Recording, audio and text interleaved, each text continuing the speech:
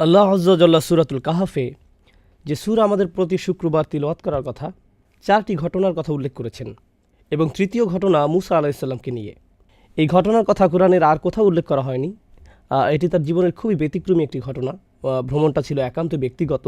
কোরআনে মূসা আলাইহিসসালামের কথা পড়তে গেলে দেখা যায় তিনি হয়তো সরাসরি আল্লাহর সাথে কথা বলছেন, অথবা ইসরায়েলিদের সাথে আচরণ করছেন, বা তিনি ফেরাউনকে চ্যালেঞ্জ জানাচ্ছেন। তার ভূমিকাটি ছিল জনসাধারণের সাথে সম্পর্কিত। কিন্তু এই ঘটনাটি আমরা মূসা আলাইহিসসালাম সম্পর্কে যা যা জেনেছি তার থেকে একেবারেই ব্যতিক্রম। বস্তুত এই ঘটনা নিয়ে রহস্যের কোনো শেষ নেই। আমরা এমনকি জানি না এটি তার জীবনের কোন পর্যায়ে সংঘটিত হয়েছে। দৃশ্যত মনে হয় ঘটনাটি পানি অতিক্রম করার পরে ঘটে, কিন্তু ঐতিহাসিকভাবে ঠিক কখন কোন জায়গায় আমরা তার কিছুই জানি না। আর আল্লাহ সিদ্ধান্ত নিয়েছেন আমাদেরকে না বলার। এই খুতবার জন্য আমি কিছু কথা আজকে বলতে চাই। আল্লাহ কর্তৃক বর্ণিত এই গভীর তাৎপর্যপূর্ণ ঘটনা থেকে শুধু একটি বিষয় তুলে ধরব, আর তা হলো আল্লাহ আয্যা ওয়াজাল্লা মূসা আলাইহিসসালামের বর্ণনা দিতে গিয়ে বলেন, প্রথমত তিনি হলেন কোরআনের সর্বাধিক আলোচিত নবী। মূসা আলাইহিসসালামের নাম সবচেয়ে বেশি সংখ্যকবার উল্লেখ করা হয়েছে, আর অবশ্যই তাকেও কিতাব দেওয়া হয়েছে। তারপর সেই কিতাবটি এমন বইয়ে পরিণত হয়, অর্থাৎ আল্লাহ তাকে তাওরাত প্রদান করেন। তারপরে আসা সকল প্রজন্মের জন্য একজন করে নবী ছিল। এই নবীরা তাদের প্রজন্মকে আবারও তাওরাত শিক্ষা দিয়েছেন, আবারও শিক্ষা দিয়েছেন, আবারও শিক্ষা দিয়েছেন, আবারও শিক্ষা দিয়েছেন। তাহলে অধিক সংখ্যক নবী ছাত্র ছিল তাকে যে বই প্রদান করা হয়েছে সে বইয়ের, অন্য যে কোনো নবীর চেয়ে। আর অবশ্যই আল্লাহ আয্যা ওয়াজাল্লা মূসা আলাইহিসসালামের জাতির মানুষদের বা ইহুদি সম্প্রদায়কে আহবার হিসাবে অভিহিত করেছেন, জ্ঞানীর মানুষ হিসেবে। এছাড়াও বনী ইসরাইলদের ওলামাদের জন্য কোরআন স্কলার শব্দটি ব্যবহার করেছে, অর্থাৎ এই মানুষগুলোর সুগভীর জ্ঞান ছিল। আল্লাহর কাছ থেকে তারা এটা পেয়েছে, আল্লাহ তাদের এটা দিয়েছেন। এমনকি তাওরাতের মধ্যে পরিবর্তন আনার পরেও কিছু জ্ঞান তাদের মাঝে বর্তমান আছে। সুতরাং আল্লাহ কোরআনে মূসা আলাইহিসসালামের জ্ঞান এবং উচ্চতর মর্যাদার কথা বারবার তুলে ধরেছেন। কিন্তু আজকের আলোচ্য ঘটনায় তিনি শিক্ষক নন, তিনি একজন ছাত্র। মূসা আলাইহিসসালাম, যিনি অন্য সকল ক্ষেত্রে ছিলেন একজন শিক্ষক, এখন তিনি একজন ছাত্র। আর এটা তার জীবনের শুরুর দিকের ঘটনা নয়। লেখাপড়ার কথা যখন চিন্তা করেন, আপনি জীবনে প্রথম দিকে জ্ঞান অর্জন করেন, ছাত্র থাকেন, এভাবে নির্দিষ্ট কিছু যোগ্যতা অর্জন করার পর আপনি শিক্ষক হন। শিক্ষক হওয়ার এটাই স্বাভাবিক প্রক্রিয়া। কিন্তু আমরা এখন যা নিয়ে কথা বলতে যাচ্ছি, এই ঘটনা মূসা আলাইহিসসালামের জীবনের অনেক পরের দিকের ঘটনা। তিনি ইতিমধ্যে ইসরায়েলিদের শিক্ষক হিসেবে বহুদিন অতিক্রম করেছেন। তিনি ইতিমধ্যে তাওরাত গ্রহণ করেছেন। তিনি আল্লাহ আয্যা ওয়াজাল্লার পক্ষ থেকে তাদের শিক্ষা দিয়ে আসছেন। আমরা যদি বর্ণনাটি সহি হিসাবে ধরে নেই, তখনকার দুনিয়াতে মূসা আলাইহিসসালামের চেয়ে বেশি জ্ঞানী আর কারো অস্তিত্ব ছিল না। তিনি তার চেয়ে জ্ঞানী কারো কথা জানতেন না। তবুও আল্লাহ তাকে বললেন, এমন একজন আছে যে তোমার চেয়ে বেশি জানে, তোমাকে তার কাছে যেতে হবে এবং শিখতে হবে। এখন খুবই ইন্টারেস্টিং এই ঘটনা। এমন একজন সম্পর্কে আমরা কোরআন থেকে যা জানি, এই নবীকে অন্য সবার চেয়ে বেশি জ্ঞান প্রদান করা হয়েছে। তারপরেও আল্লাহ তাকে বলছেন তোমাকে অন্য একজনের কাছ থেকে শিখতে হবে। আমরা জানি যে কোনো ব্যক্তি যত বেশি শিখে, যত বেশি যোগ্যতা অর্জন করে, যত বেশি সার্টিফিকেট অর্জন করে, সমাজে তার মর্যাদা তত বেশি বৃদ্ধি পায়। আমি এমনকি ধর্মীয় জ্ঞান নিয়ে এখানে কথা বলছি না। কেউ পিএইচডি অর্জন করলে এটাও এক ধরনের মর্যাদা। কেউ যদি বিশ্ববিদ্যালয়ের প্রফেসর হয় এটাও বিশেষ মর্যাদা। আর এজন্যই কেউ পাশ করলে আমরা উৎসবের আয়োজন করি। মাধ্যমিক, উচ্চ মাধ্যমিক, মাস্টার্স বা পিএইচডি যেটাই অর্জন করেন। ইসলামী শিক্ষায় যদি কেউ ইজাজা অর্জন করেন বা কোরআন হিফজ করেন, যখনই কেউ শিক্ষাক্ষেত্রে কোনো যোগ্যতা অর্জন করে তার মর্যাদা বেড়ে যায়। সমাজে সে আরও বেশি স্বীকৃতি লাভ করে, মানুষ তার কথা শুনে। তথাপি এই মানুষটি, যাকে আল্লাহ মূসা আলাইহিসসালামের চেয়েও বেশি জ্ঞানী হিসেবে বর্ণনা করেছেন, মূসা আলাইহিসসালাম বরং বহু দূরের পথ পাড়ি দিয়ে ওনার কাছে আসেন জ্ঞান আহরণ করার জন্য, অথচ কেউ তার সম্পর্কে জানে না, কেউ তাকে চিনত না। প্রকৃতপক্ষে সবচেয়ে মজার ব্যাপারগুলোর মাঝে একটি হলো, এমনকি আমরা তার নামও জানি না। কোরআনে আল্লাহ তার নাম উল্লেখ করেননি। হ্যাঁ, হাদিসে তার নাম এসেছে খিজির বা খাদির, তার নামের কয়েকটি বানান উল্লেখ করা হয়েছে। কিন্তু আল্লাহ তার নিখুঁত বাণীতে মূসা আলাইহিসসালামের এই শিক্ষকের নাম আমাদেরকে না বলার সিদ্ধান্ত নিয়েছেন। তিনি আমাদেরকে তার নাম বলেননি। তাহলে আল্লাহ কিভাবে তার বর্ণনা দিলেন? আজ আমি এখান থেকে মূল আলোচনা শুরু করতে চাই। তিনি বললেন, ফাওয়াজাদ আবদাম মিন ইবাদিনা, অর্থাৎ মূসা আলাইহিসসালাম ও তার তরুণ সঙ্গী একসঙ্গে ভ্রমণ করল। পরিশেষে তারা পেল, এ কথাটি মনোযোগ দিয়ে শুনুন, আমার বান্দাদের মধ্য থেকে এক বান্দাকে। সহজে বললে এর অনুবাদ হবে জাস্ট আমার এক বান্দার দেখা পেল। আমার এক বান্দা বললে তো আমরা সবাই এর অন্তর্ভুক্ত। এটা তো বিশেষ কোনো মর্যাদাপূর্ণ বর্ণনা নয়। আমরা এখানে গভীর একটা বিষয় শিখছি। আল্লাহ সুবহানাহু ওয়া তাআলার নিকট কোনো ব্যক্তি যত বেশি জ্ঞান অর্জন করবে, তত বেশি একজন সাধারণ বান্দা হিসেবে পরিচিতি পাবে। এই জ্ঞানের কারণে তারা অন্যদের থেকে স্পেশাল হয়ে যান না, বরং এই জ্ঞানের ফলে সেই বান্দা বুঝতে পারে ইন্নানি মিনাল মুসলিমিন, আমি শুধু সব মুসলমানদের মধ্যে একজন মুসলমান, আমি অন্য কারো চেয়ে উচ্চতর কেউ নই। দেখুন, অন্য সকল জ্ঞানের ক্ষেত্রে কেউ কিছুটা জ্ঞান অর্জন করলে নিজের মাঝে কেমন যেন আত্মম্ভরিতা তৈরি হয়। কোনো কনভেনশনে যোগ দিলে যদি তার পিএইচডি থাকে, তখন শুধু আব্দুল করিম লিখবে না, লিখবে ডক্টর আব্দুল করিম, পিএইচডি। আচ্ছা, এক কাজ করি, পিএইচডি একটু মোটা অক্ষরে লিখি। অথবা কারো কাছে নিজের পরিচয় দিতে গিয়ে বলবে, হেই, আমার নাম সালমান। না না না, আমার নাম ডক্টর সালমান। অথবা আপনার ইমেইল আইডি বা অন্য কোনো আইডিতে নিজের নাম শুধু জৈনাব লিখবেন না, লিখেন জৈনাব MBA। আপনাকে নিজের অর্জিত যোগ্যতাগুলো যোগ করে দিতে হবে, কারণ এর মাধ্যমে বোঝানো হয় আমার যোগ্যতা আছে। অনেকে এভাবে নিজেকে জাহির করতে দারুণ ভালোবাসে। একটা মজার ঘটনা মনে পড়েছে, অনেক দিন আগের কথা। তখন আমি কলেজে পড়তাম। সে সময় আমরা বন্ধুরা মিলে MSA কনভেনশনে যোগ দিতাম। আমার এক বন্ধু তখন মজা করে বুকের উপর একটা নেম প্লেট ঝুলিয়ে দিত, ডক্টর ফারেস মাহমুদ PhD, গুণ 10। বিষয়টা হলো, সার্টিফিকেট আপনাকে এক ধরনের সামাজিক স্ট্যাটাস দান করে। আর আল্লাহর কাছে আমাদের স্ট্যাটাস কি? আপনার যদি সত্যিকারের জ্ঞান থাকে, আমার যদি সত্যিকারের জ্ঞান থাকে, তাহলে আমরা বুঝতে পারবো আল্লাহর নিকট আমাদের সর্বোচ্চ স্ট্যাটাস হলো আমি আল্লাহর একজন দাস মাত্র। দাস শব্দটা আমি ইচ্ছে করে ব্যবহার করছি, আমি চাকর ব্যবহার করিনি, আমি বলেছি দাস, কারণ শব্দটা কেমন যেন অপমানকর। একেবারে আক্ষরিক অর্থে আরবিতে, আমাকে তো কোরআনের আরবির যত কাছাকাছি সম্ভব অনুবাদ করতে হবে। আমি রাজনৈতিকভাবে শুদ্ধ হওয়ার চেষ্টা করছি না, আমি ভাষাগত দিক থেকে সঠিক হওয়ার চেষ্টা করছি। বোঝার চেষ্টা করুন কেন এই পরিভাষাটি ব্যবহার করা হয়েছে। কারণ আল্লাহ ছাড়া অন্য যে কারো নিকট দাসত্ব স্বীকার করা অপমানজনক, কিন্তু আল্লাহর দাস হওয়া সম্মানের ব্যাপার। এর মাধ্যমে মূলত আমাদের মুক্তি ঘটে।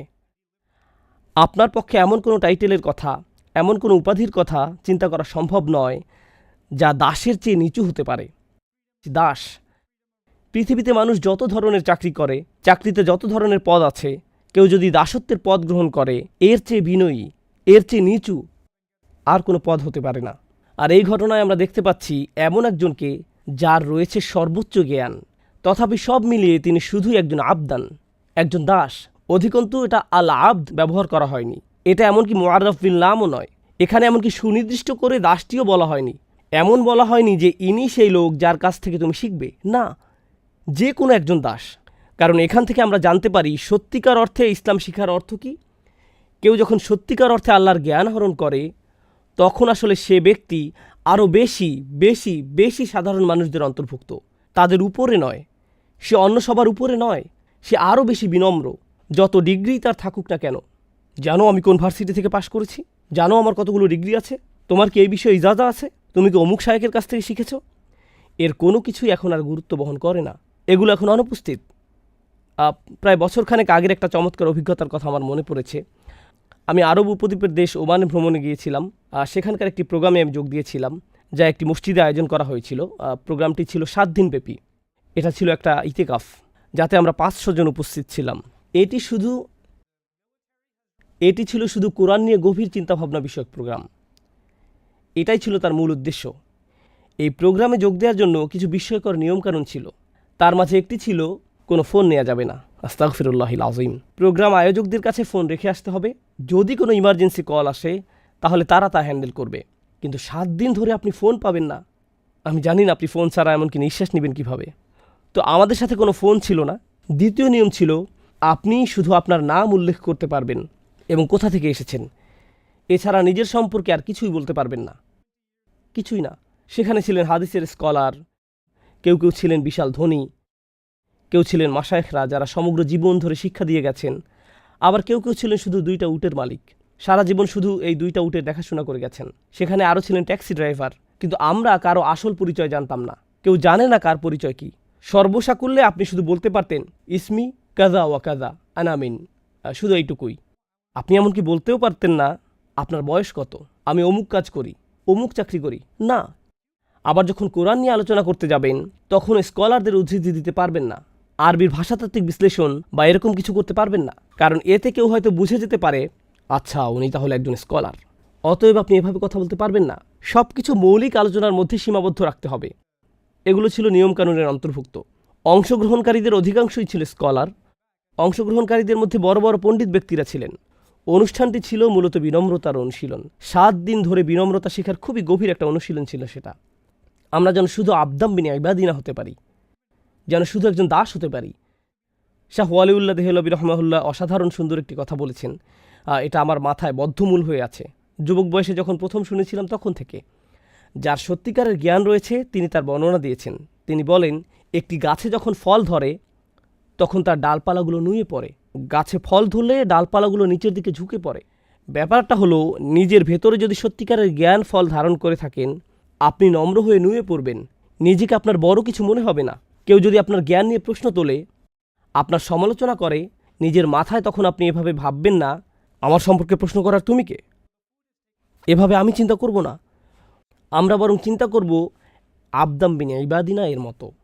এখন মূসা আলাহিসাল্লামকে কিতাবের জ্ঞান প্রদান করা হয়েছিল, তাকে ঐশী জ্ঞান প্রদান করা হয়েছিল। এটা আমার খুতবার পরবর্তী অংশ, যা আমি আপনাদের সাথে শেয়ার করতে চাই। মূসা আলাহিসাল্লামকে তাওরাত দেয়া হয়েছিল, যা ছিল আল্লাহর বাণী। এটা ছিল সে সময়ের কোরআন। এমনকি কোরআনের এক স্থানে এটাকে অন্য একটি কোরআন হিসেবে বর্ণনা করা হয়েছে। এরকম একটি কিতাব তাকে দেয়া হয়েছিল। সুতরাং তিনি আল্লাহর কালাম শিখেছিলেন। তাহলে কিভাবে তিনি আল্লাহর বাণী থেকে গভীর বা ভিন্ন কিছু শিখবেন? তিনি তো ইতোমধ্যে আল্লাহর বাণী শিখেছেন। তাহলে তিনি কিভাবে অন্য একজনের কাছ থেকে শিখবেন?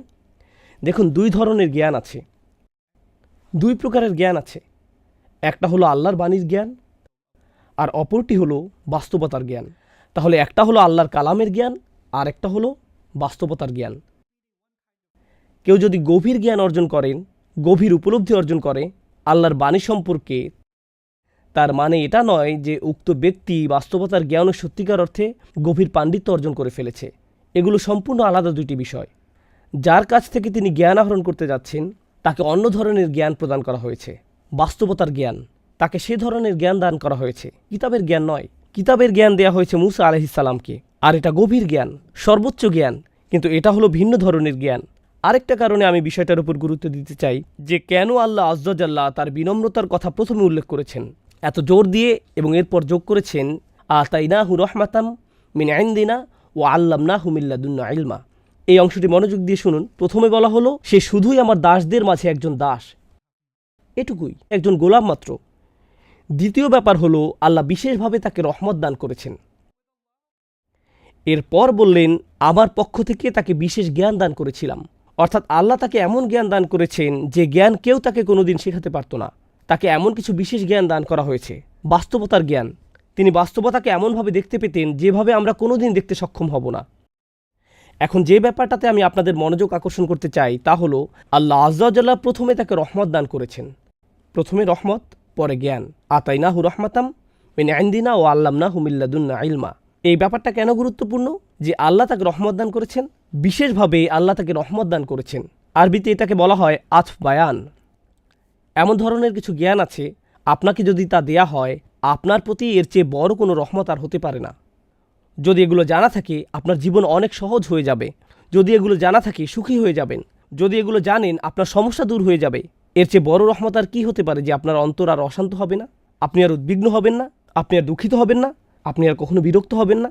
আপনি সর্বদা আশীর্বাদপুষ্ট জীবনযাপন করবেন, কারণ আল্লাহ তার পক্ষ থেকে আপনাকে বিশেষ রহমত দান করেছেন, বাস্তবতা সম্পর্কে বিশেষ ধরনের জ্ঞান। এই ধরনের জ্ঞান খিজির আলাইহিস সালামকে দেয়া হয়েছিল। এখন কিভাবে এটা কাজ করে? আমি আবারও বলছি, আমি আপনাদের পুরো ঘটনা বলতে যাচ্ছি না।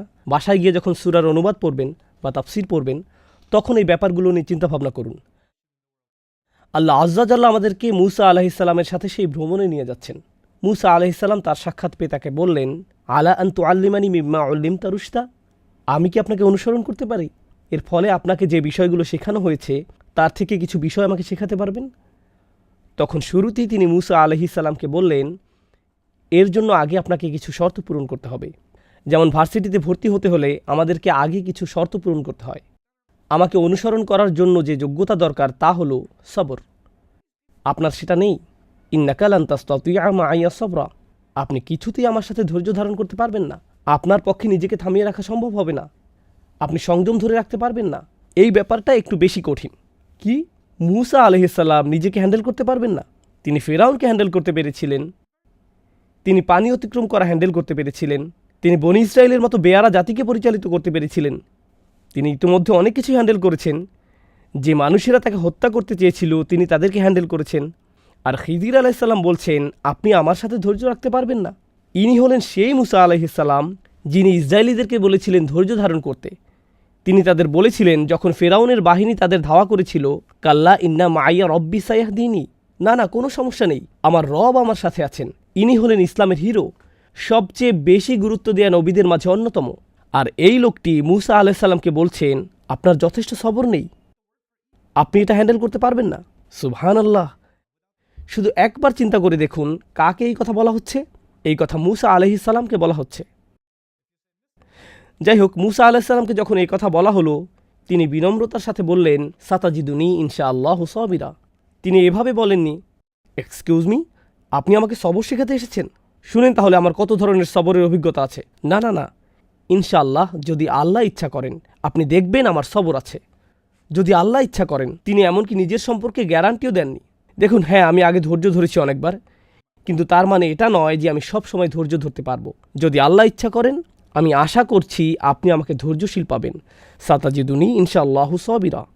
আমি এই খুতবার শেষ কয়েক মিনিট বাস্তবতার জ্ঞান নিয়ে কথা বলতে চাই এবং আপনাদের নিকট তুলে ধরতে চাই কিভাবে মুসা আলাইহিসসালামের ধৈর্যের পরীক্ষা নেওয়া হয়েছিল, কিভাবে বাস্তবতার জ্ঞান রহমতে পরিণত হয়। আমি চাই আপনারা এভাবে চিন্তা করুন। বাস্তবতা হলো দুই রকম, একটা আপনি চোখে দেখতে পান আর অন্যটা চোখে দেখা যায় না। এই মুহূর্তে আমি আপনাদেরকে দেখতে পাচ্ছি, আপনাদের দুই কাঁধের ফেরেশতাদেরকে দেখতে পাচ্ছি না। আমি ওনাদের দেখতে পাচ্ছি না, কিন্তু ওনারা বাস্তব, এখানেই আছেন। তাহলে এক ধরনের বাস্তবতা আমরা দেখতে পাই আর অন্য বাস্তবতা আমরা দেখতে পাই না। লাইলাতুল কদরে আকাশের দিকে তাকালে আপনি শুধু আকাশই দেখতে পান, কিন্তু অদৃশ্য বাস্তবতা হলো সমগ্র আকাশ অবতরণরত ফেরেশতাদের দ্বারা ছেয়ে থাকে। তানাজ্জালুল মালাইকাতু ওয়ার রূহু ফিহা বিইذনি রাব্বিহিম মিন কুল্লি আমর। এটা হলো একটি অদৃশ্য বাস্তবতা, বুঝতে পারছেন? একটা হলো দৃশ্যমান বাস্তবতা এবং অপরটা হলো অদৃশ্যমান বাস্তবতা। এই জ্ঞান আমরা যা প্রতিনিয়ত দেখতে পাচ্ছি, আমাদের সকল মতামতগুলো, সকল অনুভূতিগুলো এবং সকল চিন্তাভাবনাগুলো সব সময় দৃশ্যমান বাস্তবতা দ্বারা প্রভাবিত হয়। কারণ আমাদের নিকট বাস্তবতা এটাই। খবরে যা দেখতে পান, নিজে যার অভিজ্ঞতা অর্জন করেন, এগুলো হলো আপনার জীবনের বাস্তবতা। কিন্তু এই বাস্তবতার বাহিরেও আছে আরেক ধরনের বাস্তবতা, সোর্স কোডের মতো। যেমন আপনি শুধু অ্যাপের সামনের দিকটাই দেখতে পান, এর পেছনে যে প্রোগ্রামিং কোড রয়েছে তা দেখতে পান না, একটা পর্দা। এবং আল্লাহ আযজা জাল্লা কিয়ামতের দিন সম্পর্কে বলেন, ফাকাশাফনা আনকা গিতাআক ফাবাসারুকা আল-ইয়াওমা হাদিদ।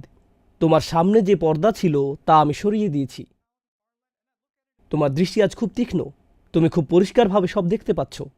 অন্য কথায়, আল্লাহ এখন পর্দা সরিয়ে ফেলেছেন, তাই তুমি এখন দেখতে পাচ্ছ অদৃশ্য বাস্তবতাও। আসলে আমাদের জীবনের প্রায় সকল ক্ষেত্রে আমরা কখনোই জানতে পারি না আল্লাহ যা যা করেন তা কেন করেন। আমরা জানি না। আমরা জানি না কেন আপনি গাড়ি অ্যাক্সিডেন্টের কবলে পড়লেন, আমরা জানি না। আমরা জানি না কেন আপনি চাকরি হারালেন, আমরা জানি না কেন আপনি অসুস্থ হয়ে পড়লেন, আমরা জানি না কেন এই সমস্যা ঘটল, কেন ওই সমস্যা দেখা দিল। আমরা জানি না কেন আপনার ভাই স্কুলে ভালো রেজাল্ট করলো আর আপনি ফেল করলেন, আমরা জানি না। আমরা জানি না কেন আপনি বেঁটে আর আপনার সকল ভাই বোনেরা যথেষ্ট লম্বা। আপনি তখন ভাবতে শুরু করেন, আল্লাহ কেন এমনটা করলেন? তিনি কেন আমাকে বলেন না যে তিনি আমার থেকে কি চান? কেন তিনি অদৃশ্য জগতের পর্দা একটুখানি সরিয়ে দেন না, যেন আমি দেখতে পারি আসল রহস্য কি? আমি যদি জানতে পারতাম তাহলে হয়তো আমার অস্থিরতা দূর হতো। কারণ যদি না জেনে থাকেন, যদি কোনো বিচারক আপনার সম্পর্কে কোনো রায় দিয়ে থাকে, আপনি তখন স্বাভাবিকভাবেই জিজ্ঞেস করবেন, কেন আমাকে জরিমানা দিতে হবে?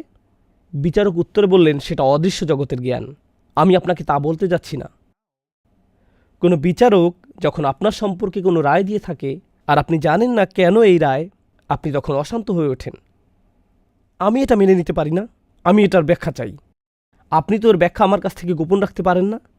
আল্লাহ মুসা আলাইহিসসালামকে দেখালেন সব কিছুর সব সময় ব্যাখ্যা আছে, কিন্তু আল্লাহ সিদ্ধান্ত নিয়েছেন ওমা কান আল্লাহু লিইতলিআকুম আলাল গায়ব। আর আল্লাহ সিদ্ধান্ত নিয়েছেন তিনি তোমাদেরকে অদৃশ্য জগতের খবর জানাবেন না। তিনি সকল দৃশ্যমান বিষয়ের পেছনে রয়েছে। আর আল্লাহ সিদ্ধান্ত নিয়েছেন তিনি তোমাদেরকে অদৃশ্য জগতের খবর জানাবেন না। সকল দৃশ্যমান বিষয়ের পেছনে রয়েছে আরেকটি অদৃশ্য জগৎ, আর তিনি সিদ্ধান্ত নিয়েছেন আপনাদেরকে সেটা জানাবেন না। কিন্তু এই ঘটনায় আল্লাহ মুসা আলাইহিসসালামের শিক্ষকের মাধ্যমে অদৃশ্য জগতের পর্দাটা সামান্য একটু তুলে ধরলেন, কি ঘটছে ঘটনার অন্তরালে। কিন্তু তিনি সেই পর্দা সবসময় উন্মোচন করেন না। এটা একটা বিশেষ ধরনের জ্ঞান যা খিজির আলাইহিসসালামকে দেয়া হয়েছে, যা ছিল তার প্রতি বিশেষ ধরনের দয়া। আল্লাহ সেই জ্ঞান সবাইকে দান করেন না, মুসা আলাইহিসসালামকেও দান করেননি। অর্থাৎ এটা এমন এক বাস্তবতা যা এমনকি তিনি তার রাসূলদের নিকটও উন্মোচিত করেন না আলাইহিমুসসালাতু ওয়াসসালাম। আমরা এখান থেকে খুব গুরুত্বপূর্ণ একটা বিষয় শিখছি। তাই মুসা আলাইহিসসালাম দেখলেন এক ব্যক্তি বৈধভাবে পরিশ্রম করে জীবিকা উপার্জন করছে, আর তার জীবিকা উপার্জনের একমাত্র মাধ্যম হলো তার নৌকাটি, আর সেই নৌকাটিই কিনা ফুটো করে দেয়া হলো। তার শিক্ষকই এই কাজ করলেন। কি করছেন আপনি? এটা তো পুরোই একটা জঘন্য কাজ। খিজির আলাইহিসসালাম বলেন, আগেই বলেছি আপনি এটা হ্যান্ডেল করতে পারবেন না। এটা এমন কোর্স নয় যেটা করে আপনি নিজেকে ঠিক রাখতে পারবেন। এটা করার জন্য যে ধৈর্য লাগে সেটা আপনার নেই। অর্থাৎ মুসা আলাইহিসসালাম অন্যায় অবিচার দেখলে চুপ করে দাঁড়িয়ে থাকতে পারেন না। যখন দুই ব্যক্তিকে মারামারি করতে দেখলেন, তিনি দাঁড়িয়ে থাকলেন না, নিজে গিয়ে এটার সমাধান করতে চাইলেন। তিনি যখন দেখলেন দুইটি মেয়ে নিজেদের পশুগুলোকে পানি পান করাতে পারছে না, তিনি এগিয়ে গিয়ে তাদের সাহায্য করলেন। এখন তিনি যখন দেখলেন একজন নির্দোষ বাচ্চাকে হত্যা করে ফেলা হচ্ছে, একটি নৌকা কোনো কারণ ছাড়াই ডুবিয়ে দেওয়া হচ্ছে, অবশ্যই তিনি এগুলো মেনে নেবেন না। আর এখানেই ছিল তার ধৈর্যের পরীক্ষা। অন্য কথায়, যখন আপনি আমি কোনো অন্যায় হতে দেখব, নিজেদের ব্যক্তিগত জীবনে, নিজস্ব গণ্ডির ভেতরে, যখন দেখবেন কেউ আপনার নিজের প্রতি অন্যায় করছে বা অন্য কারো প্রতি অন্যায় করছে, আপনি তখন প্রশ্ন করতে শুরু করেন, এই অন্যায় অবিচারের কারণ কি? এটা তো ঠিক না।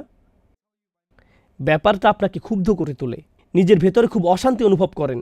ঠিক সেই মুহূর্তে খিজির আলাইহিসসালামের ওই কথাগুলো, যেগুলো তিনি মুসা আলাইহিসসালামকে বলেছিলেন, আলাম আকুল্লাকা ইন্নাকা লান তাসতাতিআ মাইয়া সবরা, আপনি এটা হ্যান্ডেল করতে পারবেন না। আমি কি আপনাকে বলিনি যে এই শিক্ষা অর্জন করা সহজ নয়? আপনি এর জন্য ধৈর্য ধারণ করতে পারবেন না। এই কারণে এই জ্ঞান সবাইকে দেয়া হয়নি। আপনি এটা হ্যান্ডেল করতে পারবেন না। তিনি এমনকি একথাও বলেছেন, অকাইফা তাসবিরু আলা মা লাম তুহিত বিহি খুবরা, আপনি কিভাবে সে বিষয়ে ধৈর্য ধারণ করবেন যা সম্পর্কে আপনার জ্ঞান বা অভিজ্ঞতা নেই? অদৃশ্য জগতের অভিজ্ঞতা লাভ করার একটা ব্যাপার আছে। আল্লাহ আমাদের জন্য সেই অভিজ্ঞতার দরজা উন্মুক্ত করেননি। আমাদের পক্ষে সে জগতের অভিজ্ঞতা লাভ করা সম্ভব নয়। আমাদেরকে বিনয়ী হতে হবে। আল্লাহু ইয়ালামু ওয়া আনতুম লা তা'লামুন, আল্লাহই জানেন, তোমরা জানো না। পরিশেষে যখন মুসা আলাইহিসসালামকে শেখানো হলো, আপনি তো এই ব্যাপারগুলোতে ধৈর্য ধরতে পারেননি, এখন শুনুন ঘটনার অন্তরালে ঠিক অমুক অমুক কারণগুলো জড়িত ছিল। এটাই ছিল আল্লাহর পরিকল্পনা। প্রত্যেকটি ঘটে যাওয়া ঘটনার পেছনে যখন কারণগুলো বিস্তারিত বলে দেওয়া হলো, তখন আমরা আসলে উপলব্ধি করলাম এটা অন্যতম গুরুত্বপূর্ণ একটি জ্ঞান, যে জ্ঞানের কাছে আমরা সত্যিকার অর্থে নিজেদের বিনয়ী না করলে নিজেদেরকে আল্লাহর দ্বীনের ছাত্র হিসেবে গণ্য করার কোনো মানেই হয় না। অন্যভাবে আবার বলছি, যখন আমরা আল্লাহর পরিকল্পনার কাছে নিজেদের সম্পূর্ণরূপে সমর্পণ করে দিই, তার মানে আমরা আল্লাহর সামনে নিজেদের বিনয়ী করে দিয়েছি। আমাদের শিক্ষকের উপর আমাদের ভরসা আছে, মানে আল্লাহর উপর, এবং যে পথে তিনি আমাদের নিয়ে যাচ্ছেন তাতেও আমাদের আস্থা আছে। যদিও সে পথটা কষ্টকর মনে হয়, তবু তার উপর আমাদের বিশ্বাস একটু কমবে না। আর এমনটা করা সহজ নয়। যদি এটা মুসা আলাইহিসসালামের মতো একজন রাসূলের জন্য সহজ না হয়, ওয়াকাল্লামাল্লাহু মুসা তাকলিমা, যিনি আল্লাহর সাথে সরাসরি কথা বলেছিলেন, এমনটা করা এমনকি তার জন্যও সহজ ছিল না। তার মানে আপনার আমার জন্যও এটা সহজ নয়। এটা জীবনের অন্যতম একটা কঠিন কাজ যা আমাদের করতে হবে। আর তা হলো সত্যিকার অর্থে মন থেকে আল্লাহর পরিকল্পনা মেনে নিতে সক্ষম হওয়া। এটা উপলব্ধি করতে সক্ষম হওয়া যে নিশ্চয়ই এর পেছনে আরও বড় কোনো পরিকল্পনা রয়েছে। প্লিজ এই খুতবায় আমি যে ব্যাপারটা তুলে ধরতে চাচ্ছি তা বুঝতে ভুল করবেন না। আমি বলছি না যে মানুষ যখন আপনার সাথে বৈষম্যমূলক আচরণ করে বা অন্যায় আচরণ করে অথবা কোনো অন্যায় কাজ হতে দেখেন, আপনার তখন কিছু বলা উচিত না, কারণ এটা আল্লাহর প্ল্যান। আমি এখানে ধৈর্য অবলম্বন করব, কিছু বলবো না। এখানে এটা বলা হয়নি। এখানে এমন সব ঘটনাবলী সম্পর্কে বলা হচ্ছে যা আমাদের নিয়ন্ত্রণের বাহিরে। যখন এমন কিছু ঘটে যা আমাদের পক্ষে নিয়ন্ত্রণ করা সম্ভব হয় না, মনে রাখবেন তার জন্য একটা পরিকল্পনা আছে। তখনও আল্লাহর একটা পরিকল্পনা কাজ করে। আমাদেরকে তো ন্যায় বিচারের জন্য দাবি জানাতে হবে, অন্যায়ের বিরুদ্ধে রুখে দাঁড়াতে হবে। এই বাধ্যবাধকতা আমাদের উপর আছে, কিন্তু এটা এর বাহিরের একটা বিষয়। ওইটা তো সুস্পষ্ট কমন সেন্সের ব্যাপার, যা নিয়ে কোরআনের সর্বোচ্চ আলোচনা করা হয়েছে। কিন্তু আল্লাহ আজ্জা জাল্লার সামনে একটি মনোভাব পোষণ করার ব্যাপার আছে। আমি এভাবে বলবো না, ইয়া আল্লাহ, আমি তো এই পরিকল্পনার পেছনে কোনো যৌক্তিক কারণ খুঁজে পাচ্ছি না। যদি আমি প্ল্যান করতাম আরও ভালোভাবে করতাম। মাআযাল্লাহ, যদি এমন চিন্তা কারো মাথায় এসে পড়ে, এই চিন্তাকে অবশ্যই মেরে ফেলতে হবে। কারণ আমার পরিকল্পনার চেতনা, আমার সিদ্ধান্ত নেওয়ার ক্ষমতা সব সময় দুর্বল। আপনি কি ভাবছেন আপনি আল্লাহর চেয়ে বেশি দয়ালু? আপনি কি ভাবছেন আপনি আল্লাহর চেয়েও বড় ন্যায় বিচারক? আমি কি ভাবছি আমি আল্লাহর চেয়ে ভালো পরিকল্পনাকারী? আমি আল্লাহর চেয়ে বেশি জানি, আল্লাহর চেয়ে বেশি প্রজ্ঞা আছে আমার? এটাই কি আমি ভাবছি? কারণ আমি যখন তার সিদ্ধান্তকে এভাবে প্রশ্ন করি, সুস্পষ্টরূপে আমি কোনো ভুল করছি। অবশ্যই কখনো কখনো আমরা এমন চিন্তার কাছাকাছি চলে আসতে পারি, এমনকি ফেরেশতারাও একবার কাছাকাছি চলে এসেছিলেন। তারা বুঝতে পারেননি কেন আদম আলাইসাল্লামকে সৃষ্টি করা হয়েছে, তারা বুঝতে পারেননি। তারা এমনকি আল্লাহ আজ্জা জাল্লাকে জিজ্ঞেস করলেন, আতাজআলু ফিহা মাইয়ুফসিদু ফিহা ওয়া ইয়াসফিকুদ-দিমা, আপনি কি সেখানে এমন কাউকে সৃষ্টি করবেন যে তাতে ফাসাদ করবে এবং রক্তপাত করবে? আমরা তো বুঝতে পারছি না। কিন্তু তাৎক্ষণিক এটা বলার সাথে সাথেই, কারণ তারা বুঝতে পারছিল না, এতে কোনো সমস্যা নেই, আমরা আল্লাহর কাছে জানতে চাইতে পারি, ইয়া রব, আমি যদি বুঝতে পারতাম কেন এটা ঘটছে, পরিস্থিতি মোকাবেলা করতে আমাকে মানসিক শান্তি দান করুন। কিন্তু তৎক্ষণাৎ ফেরেশতারা কি বলেছিলেন? ওয়া নাহনু নুসাব্বিহু বিহামদিকা ওয়া নুকদ্দিসু লাক, প্রসঙ্গত আপনি নিখুঁত, আমরা এই পরিকল্পনাটা বুঝতে পারছি না, কিন্তু তার মানে এই নয় যে আপনি ভুল সিদ্ধান্ত নিয়েছেন, মোটেই না। এর নাম হলো বিনম্রতা। আল্লাহর বান্দাদের মাঝে একজন বান্দা হওয়ার মানে এটাই, আবদাম মিন ইবাদিনা। একদিকে আপনি ওহীর জ্ঞানে পারদর্শী হতে পারেন, আরবি ভাষায় পণ্ডিত হতে পারেন, কুরআন হিফজ করতে পারেন, হাদিস পড়তে পারেন, এই সব কিছু আপনার জানা থাকতে পারে, কিন্তু এই ব্যাপারটা অন্তরে নেই। আল্লাহর জারিকৃত বিধানে আপনার অন্তর সন্তুষ্ট নয়। এরকম সন্তুষ্ট থাকা এবং উপলব্ধি করা যে আল্লাহ যা করছেন তাই উত্তম, এই ব্যাপারটা জানা যে আল্লাহই সর্বোত্তম পরিকল্পনাকারী। আমরা জানি কখনো কখনো একটি চারা গাছ অল্প কিছুদিনের মধ্যেই বেড়ে ওঠে, আবার কখনো কখনো বড় হতে বছরের পর বছর লেগে যায়, রাইট? তাই যে বীজের অভিজ্ঞতা আপনি এখন অর্জন করেছেন তার ফলাফল কি এখনই দেখা যাবে নাকি আজ থেকে 100 বছর পরে দেখা যাবে তা আমরা জানি না। সেই পরিকল্পনা আল্লাহর, আমাদের পক্ষে তা জানা কোনোদিন সম্ভব নয়। আল্লাহ আজ্জা জাল্লাহ তা আমাদেরকে না জানানোর সিদ্ধান্ত নিয়েছেন। যখন মুসলমানরা একটি কঠিন সময় পার করছিল, সে সেই কথাটি বলেই খুতবার সমাপ্তি টানছি। আল্লাহ আজ্জা জাল্লাহ মুসলমানদেরকে বলেছিলেন, যখন তাদের মাঝে প্রশ্ন দেখা দিল, জানেন তো আমরা ওহুদের যুদ্ধে ব্যাপক ক্ষয়ক্ষতির সম্মুখীন হলাম। আল্লাহ আজ্জা জাল্লাহ লক্ষ্য করলেন, এমনকি মুসলমানদের মধ্যেও এটা নিয়ে প্রশ্ন দেখা দেওয়া শুরু করলো, কেন আমাদের এমন বিপর্যয় ঘটল? আমাদের সাথে আল্লাহ রসুল আছেন সাল্লাল্লাহু আলাইহি সাল্লাম, তার সাথে আমরা সকল বিশ্বাসীরা এত ত্যাগ কুরবানি স্বীকার করলাম। আল্লাহ বলেন, ওয়াতিলকাল আইয়ামু নুদাউিলুহা বাইনান নাস, এই দিনগুলোকে আমি মানুষের মধ্যে আবর্তিত করে থাকি। ওয়ালিয়ালামাল্লাহুল্লাযীনা আমানু, যাতে আল্লাহ চিনে নিতে পারেন কারা সত্যিকার অর্থে ঈমান এনেছে। জিততে থাকলে তো বিশ্বাস করা সহজ, তাই না? আমি দেখতে চাই কাদের ঈমান তখনও তাজা থাকে যখন কি হয়, যখন পরাজয় হয়। প্রথম যখন এই আয়াত পড়ি, আমি তখন নিউ ইয়র্কে থাকতাম। সে সময় আমি বাস্কেটবল টিম নিউ ইয়র্ক নিক্সের ফ্যান ছিলাম। এই টিম সম্পর্কে যদি কিছু জেনে থাকেন, স্পাইক লিকে দেখবেন, সে প্রতিটা ম্যাচে উপস্থিত থাকত। গ্যালারি থেকে সে শাহাদাত আঙ্গুল নাড়তে থাকত। খেলায় তার টিম 40 পয়েন্ট পিছিয়ে থাকলেও সে বিশ্বাস হারাত না। জিতার অবস্থা থাকুক বা না থাকুক, খেলা শেষ হতে মাত্র 3 সেকেন্ড বাকি আছে, তার টিম 40 পয়েন্ট পিছিয়ে আছে, সে তখনও শাহাদাত আঙ্গুল নাড়াতে থাকত। এমন ছিল তার বিশ্বাস। এজন্য তাকে বলা হতো ট্রু লাভার। ব্যাপারটা হলো, যখন আমরা খারাপ সময় অতিক্রম করি, ঠিক সে সময় আল্লাহ দেখতে চান আল্লাহর উপর আমাদের আস্থা আছে কি নেই। ঠিক সে সময় সত্যিকার অর্থে আমাদের ঈমানের শুধু পরীক্ষা হবে না, বরং গ্রেড দেয়া হবে। এভাবে চিন্তা করুন, সে সময় গ্রেড দেয়া হয়, সেই সময় যে গ্রেড অর্জন করেন সেটাই আসল গ্রেড। সে সময় আপনি কি আল্লাহর উপর সন্তুষ্ট থাকেন? তাই আল্লাহ বলেন, আমি জানতে চাই কারা সত্যিকার অর্থে ঈমান এনেছে। কুরআনের অন্য এক জায়গায় তিনি বলেন, মা কানা আল্লাহু লিইয়ুযিরাল মুমিনিনা আলা মা আনতুম আলাইহি হাত্তা ইয়ামিযাল খাবিসা মিনাত তাইয়্যিব। আল্লাহ এমন নন যে তিনি মুমিনদেরকে আরামদায়ক অবস্থায় ছেড়ে দেবেন। তিনি ছেড়ে দেবেন না, তিনি সময়কে কঠিন করে দিবেন যতক্ষণ না তিনি অসৎকে সৎ থেকে পৃথক করেন। ওমা কানা আল্লাহু লিইয়ুতলিআকুম আলাল গায়ব, আল্লাহ তোমাদেরকে গায়বের বিধান জানাবেন না, তিনি আপনাদেরকে আসল পরিকল্পনার কথা জানাবেন না, তিনি স্বয়ংই কথা বলছেন। এটাই হলো গভীর বিনম্রতা। এটা এতই গভীর যে এমনকি একজন রাসূলকেও এই নম্রতা শেখার জন্য ভ্রমণ করতে হয়েছিল। নম্রতার এই শিক্ষা আমাকে আপনাকেও নিজেদের জীবনে বাস্তবায়ন করতে হবে। একেবারে অন্তর থেকে আমাদের অভিযোগগুলো, আল্লাহর প্ল্যান সম্পর্কে আমাদের জিজ্ঞাসাগুলোকে ছেড়ে দিতে হবে। নিজেকে জাস্ট ভাসতে দিন, তখনই নিজের মাঝে সত্যিকার প্রশান্তি খুঁজে পাবেন এবং আল্লাহ আজ্জা জাল্লাহ আপনাকে জীবনে এমন প্রশান্তি দান করবেন যা অন্য কোনোভাবে আপনার কাছে আসতো না।